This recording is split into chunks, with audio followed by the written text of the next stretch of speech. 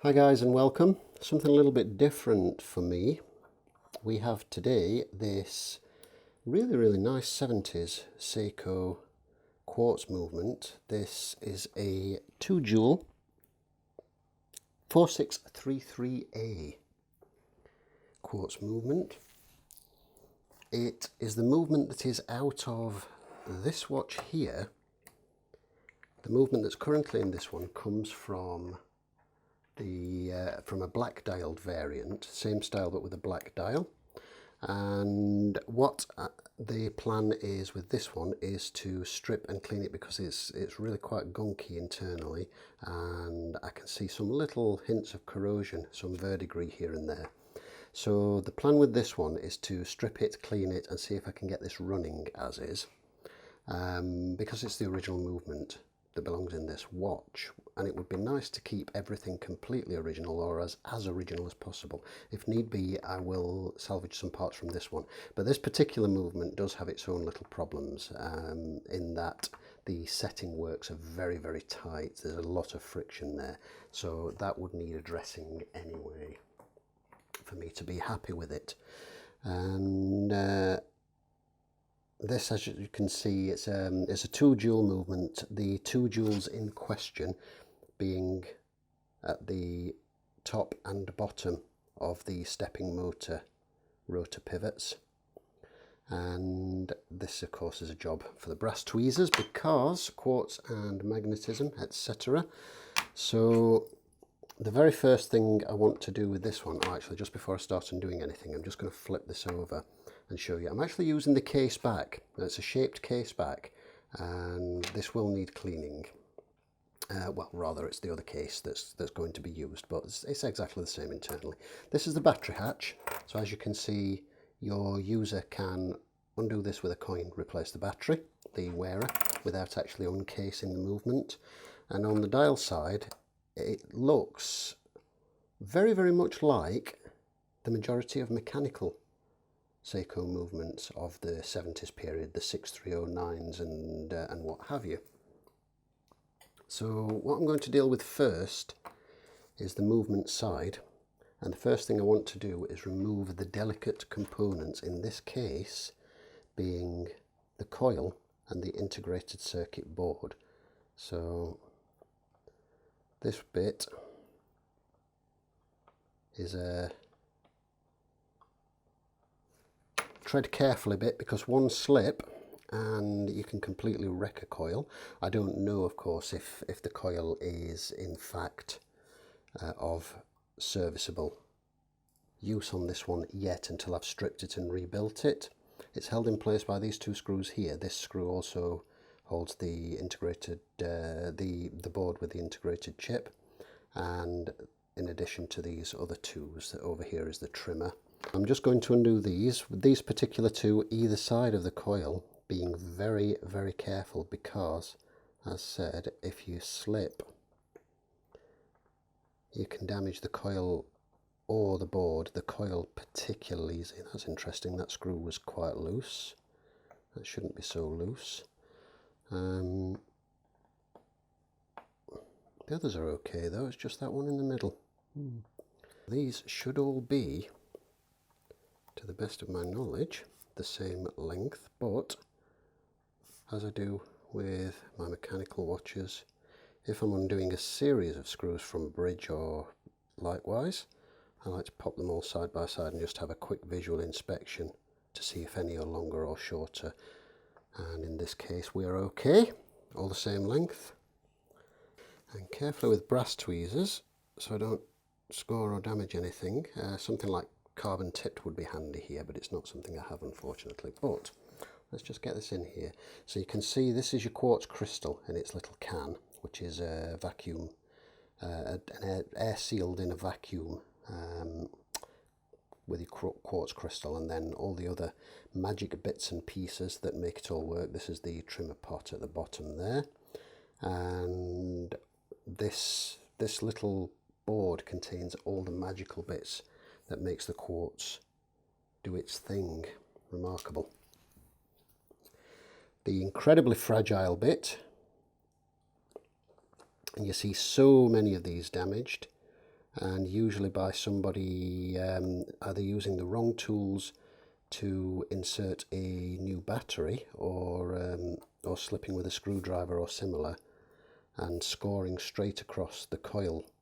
And this coil is incredibly fine copper wire wrapped around and around, so it doesn't take much to damage one at all. So you can see the two contact points there, they'll go into there, safely out of the way.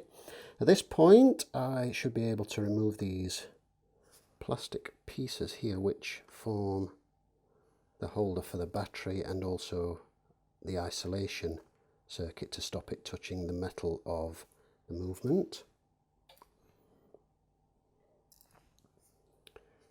This brass contact here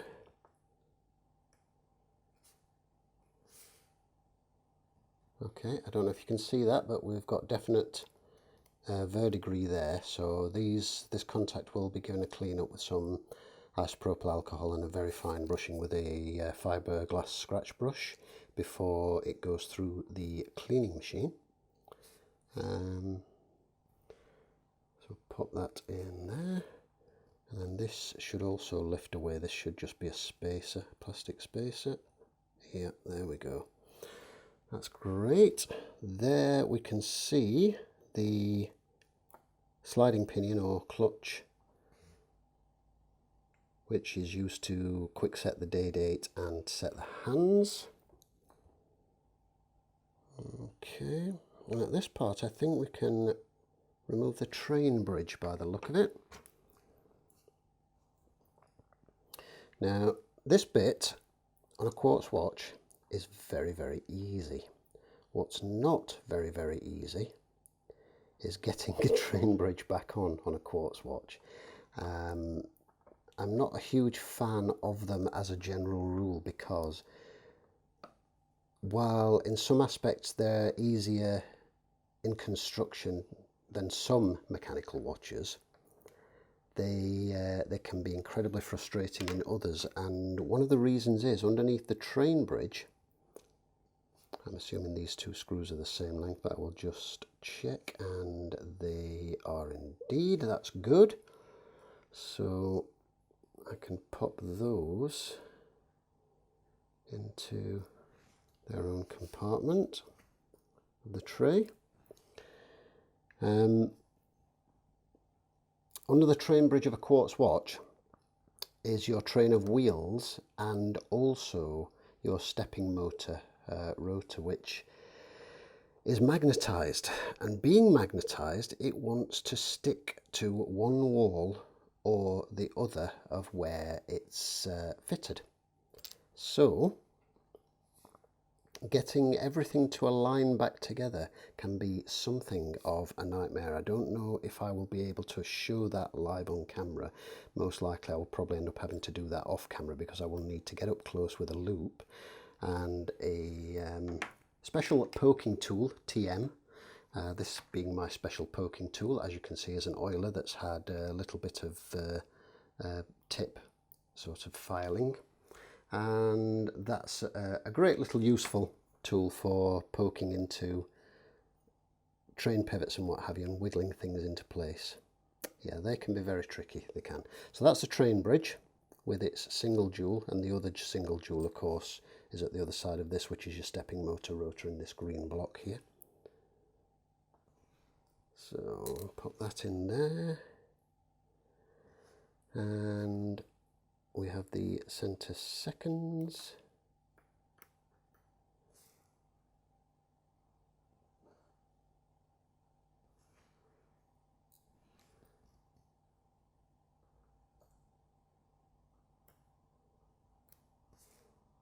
With a long pivot.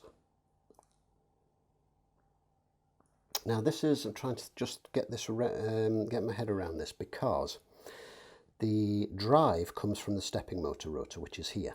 So the coil magnetizes and unmagnetizes, and the stepping motor rotates according to that. So this drives this wheel, which would technically make this the second wheel. This would then be the third wheel, and then the seconds would be the fourth wheel.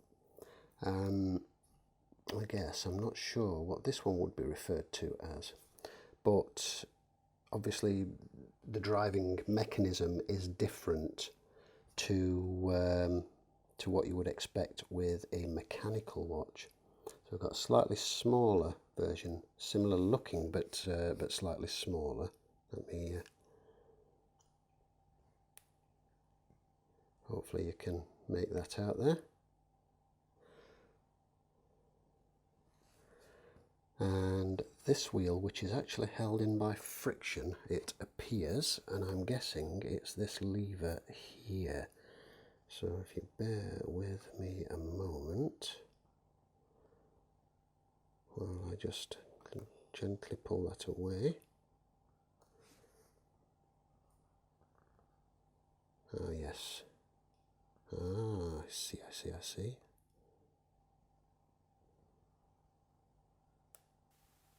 There we go.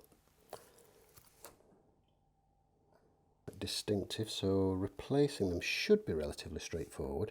Next thing I'm going to do is move this spacer block for the stepping motor rotor, put that with the other plastic bits, and I should be able to draw this straight up and out, which I can. And that is the little magnetised fella there.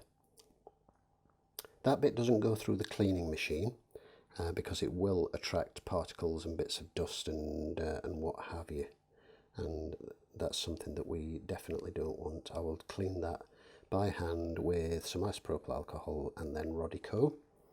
I'll pop that in its own little separate compartment for now. There's a little spring for the seconds hand, and this is the mechanism which moves this little lever here.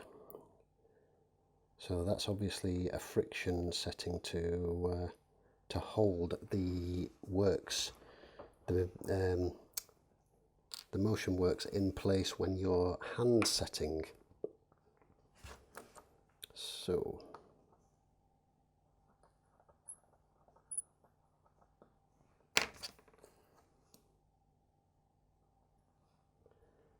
okay.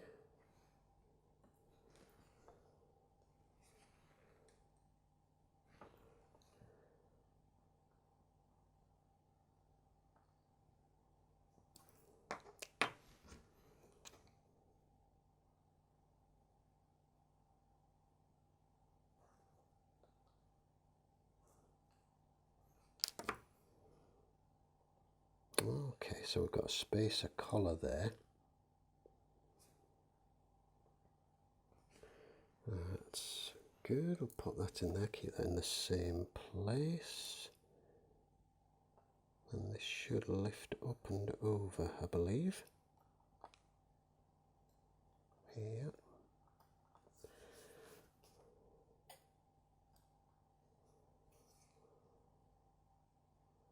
Okay. This then gives us access to these levers underneath here. I don't know if that seconds pinion spring is, I don't know whether that separates or not, but let me have a look at that through the loop if you bear with me. Yes, it does indeed, that's fine, as long as I know, because things like that, what you don't want to find is that they separate once they are in the cleaning basket and then you're playing hunt the part. So the only thing remaining on this side to remove are these two levers, which are kind of like a setting lever system, and push away this brake here. So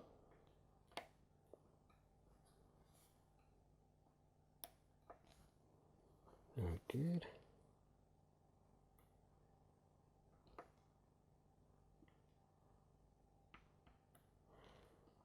Right, so apologies, but I'm going to have to move off camera so I can actually get in up close and do a little bit of judicious levering and poking to see how this removes. It's just largely old lubricant, caked on lubricant and a bit of muck and dirt that was holding everything in place. I just don't like poking at something without being able to get up close and see what's going on. But you can see the lever. I'll just pop these out as they would lay in the movement, so you can see how they interact, like so.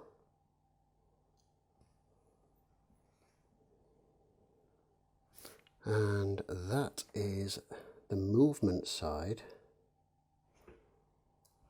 stripped down. The only part remaining to come away is this bit here, which is obviously held in place by the cannon pinion.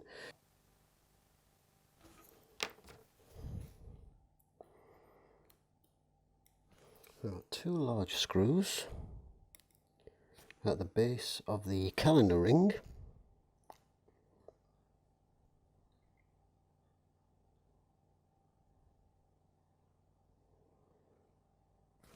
We have got the retaining screw for the calendar works up here, which is much like very many Seikos. And this particular finger will need to come away before the plate does. Quite a bit of grease and oil on here actually. A bit more than is strictly necessary, I suspect. And we have got what appears to be one small screw that holds the plate in place.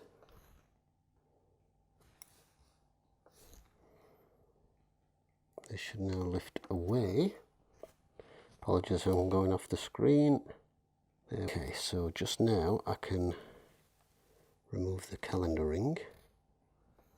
We've got the usual setup, our wheel,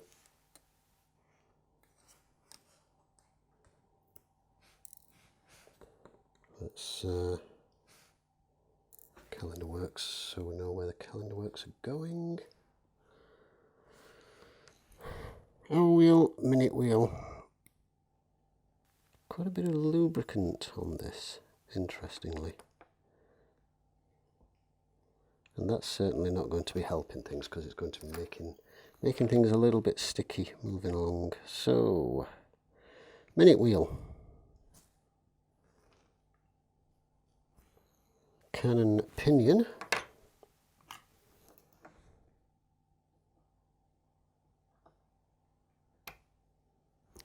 And we've got an intermediate date wheel down here. All metal, which is nice, very nice to see. It's one of my bugbears is there you go, you can see that's actually stuck together with the lubricant. That's 2 separate pieces, the cam that moves the date and the wheel that's driven by the gear, and that's actually stuck together with lubricant.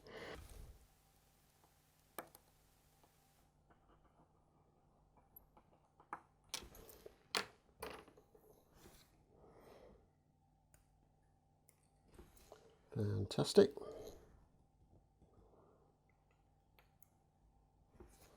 And you can see, hopefully, when I get myself out of the way, you can see what I mean. You've got the yoke, the setting lever here, the yoke here, and it forms its own spring down here. And this is where it engages with the sliding pinion. This bit up here is your access lever for removing the stem while it's in the case. And I will try and remember to demonstrate that when I recase the movement, so that I can show you how that works. So I just need to pop that off there. Your setting lever simply, whoops, just lifts away like so. Again, a bit covered in oil and grease and whatnot. I needn't bother about the magnetism, everything's sticking to my brass tweezers because of the lubricant.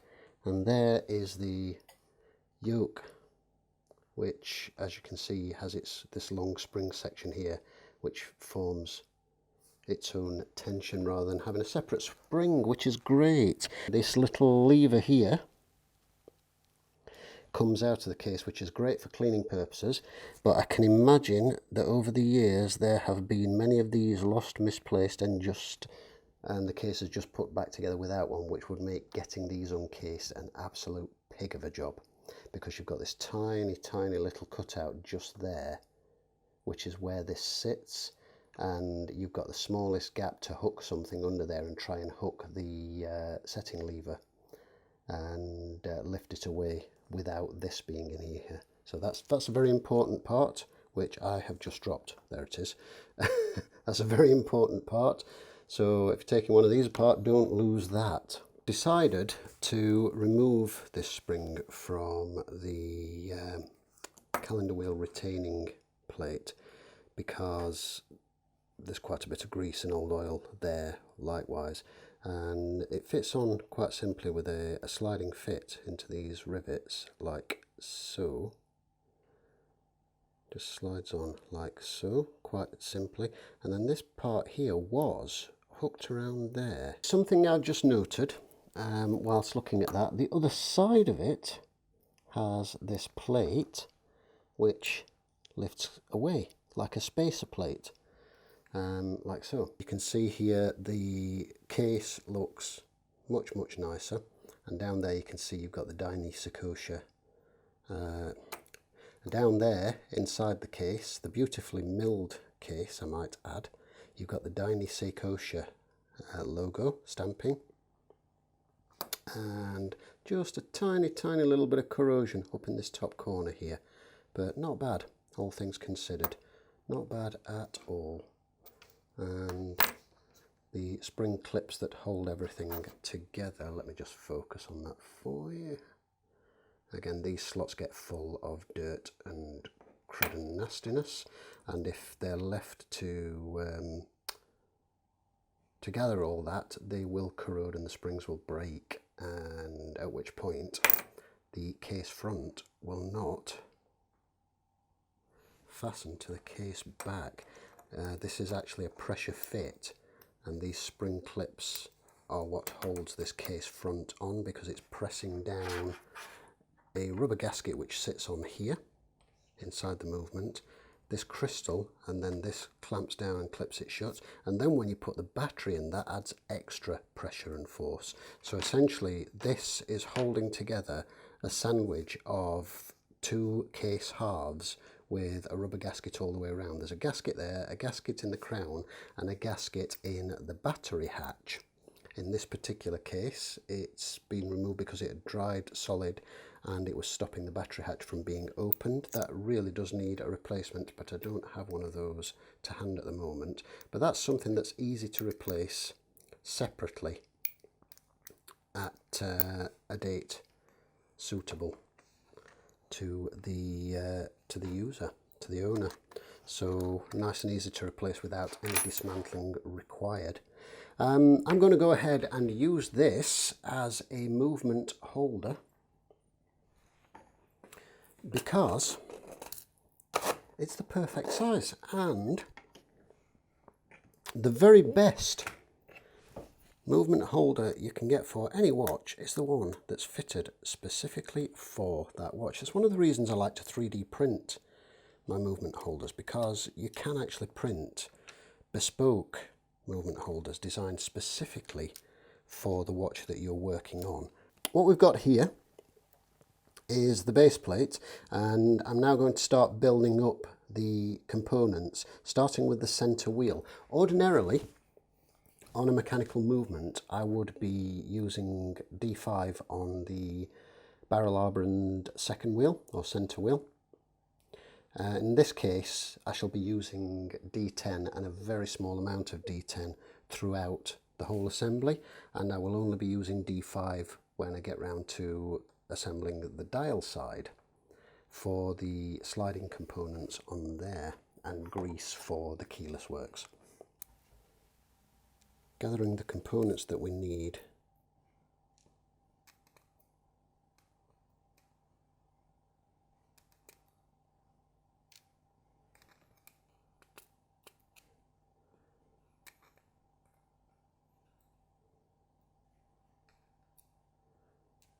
To begin the assembly, of the movement side. This fits with the bushed portion facing down so that it locates into that slot and effectively makes this a tube, which is where the stepper motor goes. The next two components to be fitted are these, and these are what act as a brake on this wheel that fits in this pivot here. There's 2 points on here where this next part makes contact as it rocks, which is this bit and this bit. These will need to be very, very lightly lubricated. Now down there you can see that's got a pin. This pin protrudes through, let me move my loop so I can see where I'm pointing with my tweezers, protrudes through this hole, and the whole thing pivots on this pivot here. This won't need lubricating because there's not enough movement on this. It barely moves at all, so that won't need any lubrication. The pin goes through there and there's a very, very tiny amount of wiggle, as you will see. The movement is so slight, it essentially just slides along these sprung pieces. Let's very carefully move this up here, and similarly with this one. And then I will place a tiny bit of grease on this point here and this point here where these two pieces contact one another. And when I say tiny, I mean the tiniest bit of grease. And you can see, if I do that, how that interacts and operates. You can hopefully see now, if I give that a gentle nudge,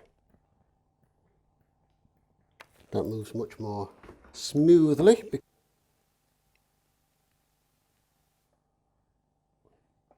The center wheel.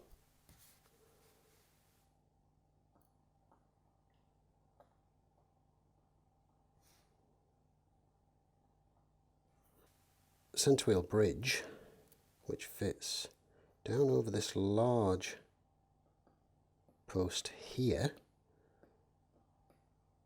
onto the smaller post,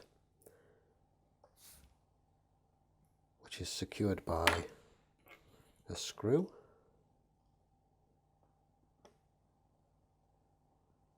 This small spring for the second hand, which fits over this post and onto the little divot there, which aligns it perfectly for the second hand there. Make sure that's seated firmly down. And then this bushing, which is very similar to a bushing you'd find in a crown wheel, which just sits, spacer kind of thing, which just sits there on that post. The next part for assembly is the train of wheels. So first and foremost we pop this little spacer in, which the stepping motor rotor fits into. Very, very fine pivots on this. I'll just zoom in actually so you can have a look at it. Hopefully you can see there the stepper motor rotor, and you can see there how tiny the pivots are on that. And you can also see, of course, it's very, very magnetic. As you can see, it's lifting that entire movement up there. A surprisingly strong magnet. So the rotor drops into here, and it has the pinion uppermost, because of course it's the pinion that drives the rest of the train. And just want to try and I need to move this off screen so I can get in with my loop and just get that aligned in its pivot hole. So if you bear with me a moment. Next up is this wheel with the drum underneath, which has tension applied on this arm here, so fitting this again is slightly awkward, and thankfully subsequent wheels are relatively easy. So again, I'm going to need to just scoot this off screen so I can actually see what I'm doing and get my pointing tool to move this out of the way while I locate the pivot. So here on the plate you've got the plastic spacer there. The stepping motor rotor is there, which turns this wheel turns this wheel turns the seconds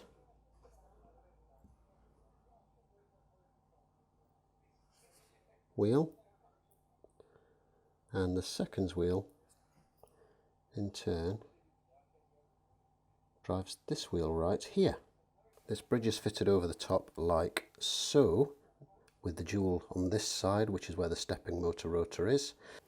This is fitted with a combination of fitting the bridge, popping the screws, the retaining screws in to hold it roughly in place while you can apply a little bit of pressure, and using the oiler a lot of manipulation underneath the bridge to get everything to seat, and usually several unpleasant words in the process as well.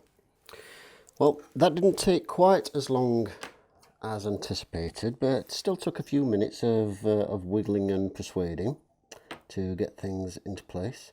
And to fully check that this is operating as it should, you need to check the free running of the train. And to do this in this particular case, we need to press this lever over so that we're freeing up the pressure on the wheel over here. So applying some pressure with this plastic tool here, and then with my brass tweezers I can give that train a bit of a wiggle and just check and make sure that everything turns freely, which it seems to do. So the next thing to do is assemble the plastic spacers and shielding parts. So we've got this large piece here which has got two distinctly different sides, and it's the one with the protruding parts uppermost. This fits over this post like so. We then need the negative battery terminal, which has been cleaned up.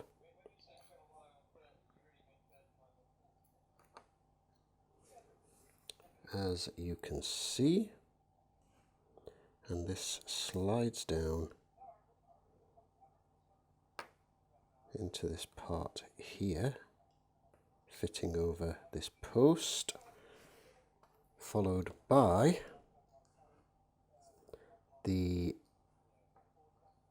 shielding spacer that prevents the battery making contact with any metal parts of the case. The next part is the main circuit board with the quartz crystal and the trimmer and the integrated circuit board, integrated chip or whatever, and that fits, as you can see, with the shape of the quartz crystal can. That fits like so, right in there.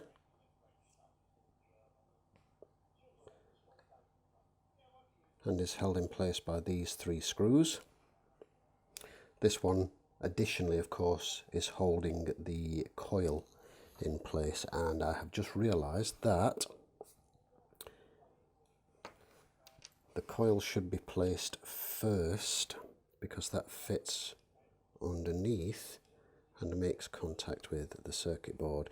Needless to say, this should be fitted very, very carefully because the coil is easily damaged, and the same with the circuit board. Ideally, if I were to work on quartz a lot, I would want some either boxwood tipped tweezers or some carbon tipped tweezers for this kind of work. In this case, I'm just going to be using brass and using them very cautiously to ensure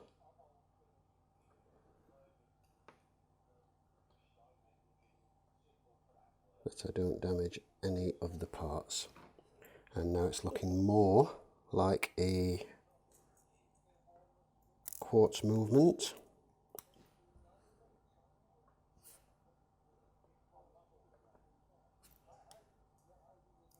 All these screws are the same length, so it doesn't matter which one goes where. I have a bit of a hate-hate relationship with Seiko screws in general, and this applies to the mechanical movements as well. The screw slots on Seiko screws tend to be wider than Swiss, especially vintage Swiss, but they seem to be wider than Swiss screw slots, generally speaking, and they also seem to be shallower with very, very shiny screw heads, which your screwdriver is very adept at slipping out of, and as a result of that, you really need to be so incredibly careful when you're tightening these up. Just on a mechanical movement, for the simple reason that you don't want to slip and scratch the plate that you're screwing down. You see that quite often if you look at a lot of vintage watches, not just Seiko, but vintage watches in general. You'll see scratches on the plate, which is from screwdrivers and tweezers slipping, which is why you ideally need to hold plates with something plastic or pegwood, and you need to be very careful when screwing down or unscrewing screws. And Seiko screws are a bit of a nuisance for this, I find personally, and especially for the initial part, getting the screw thread going, you need to have a very firm grip on your screwdriver and a very controlled feed when screwing it in.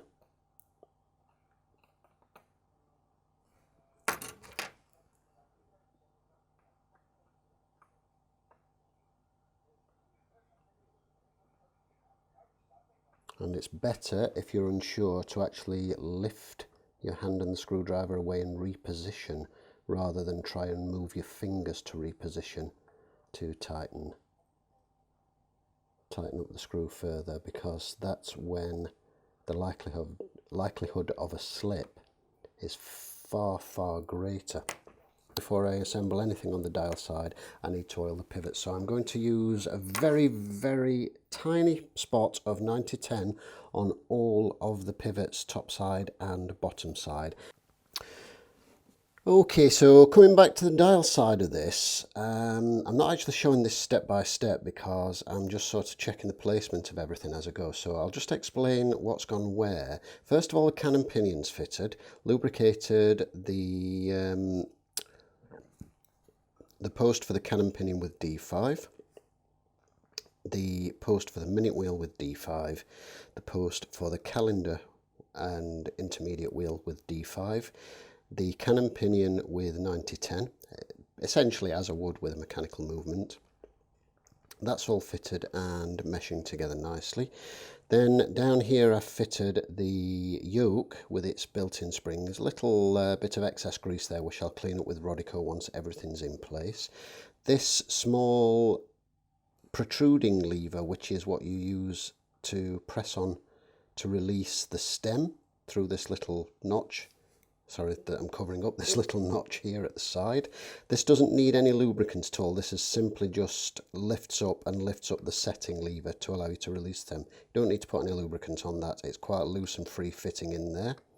And then the setting lever with a little bit of D5 on the post. And then once I've got this setting lever spring fastened down on here, I will apply a little grease on here and work this, and then we'll fit the hand setting wheel, and then I can actually work that back and forth, clear up any excess grease using Rodico, because what you don't want in here is anything like grease to migrate anywhere. Got a bit of an impromptu setup here. I've fitted the setting lever, as you can see. I've fitted the sliding pinion or clutch, and just tested the motion in, out, and hand setting and what have you. Hopefully you can see that that's turning the hand setting in Calendar works appropriately. And push that in like so, and you'll notice I've popped on the seconds hand, and that of course is now free because we've pushed that in. Pull that out and you'll feel resistance on that for obvious reasons. So I've fitted the seconds hand because it's the easiest way of checking to see if things are moving, and I am delighted to say we have got a tick. So I've still got to get the whole thing together and then actually leave it on test to make sure that it's timing well and accurately. Because I don't have a quartz tester, so I can't plug it into a machine and see how it's performing thing. But that's great because it means that this is working. So the chances are the reason it wasn't working was due to the verdigris and corrosion, which was on the battery terminals, and also all the sort of gunk and dirt that was in the train. Once the cover plate for the Calendar works is in place, the final two components, which I will just show you how they go if I can dig them out.